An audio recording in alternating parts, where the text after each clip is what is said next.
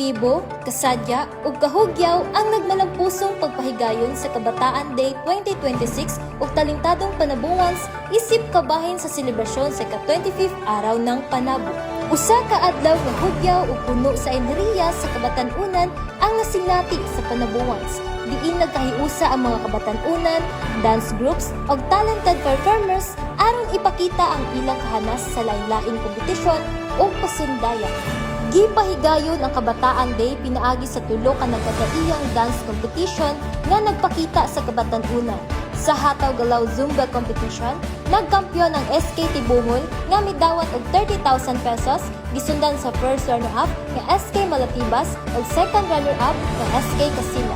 Sa Power Dance, nagkampyon ang Makahari Dance Ensemble nga nakadaog og 25,000, gisundan sa first runner-up na DMAJ Maharlika ug second runner-up na Folly Dance Ensemble.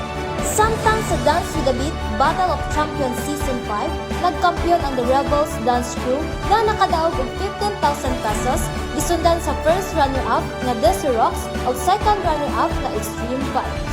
We really didn't expect na kami dyan nag-champo kaysa kagamay nga oras nga preparation na mo po murag nagwago nag-doubt ni sa mga performance po nga ipapakita sa mga panabuwan. Dili mo gimabot ani nga stage og dili po tukod ni babagat. Grabe na ganyan kayo og mga out ng mga kalaban diriya. Our hard work has really paid off.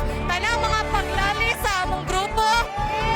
Nawala kay tungod nalipay mi kay kami na champion.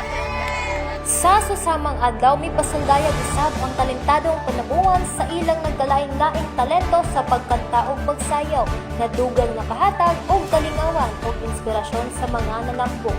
Ang Kabataan Day 2026 nagpamatuod nga ang kabatan-unan sa Panabo puno sa talento, kusog, kahimsog sa una-una ug lawas. Usa ka tin-aw nga simbolo sa panagiusa alang sa padayong kalambuan sa syudad.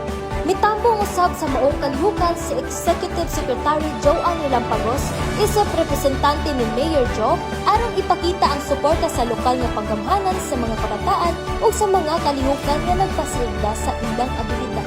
Kauban sa kamera si Louie Panagsaga ug Philip Roy Concha. Kini si Kaysilyn Alvarez gikan sa City Information Office alang sa Frontline News Panabo. Importante, inform.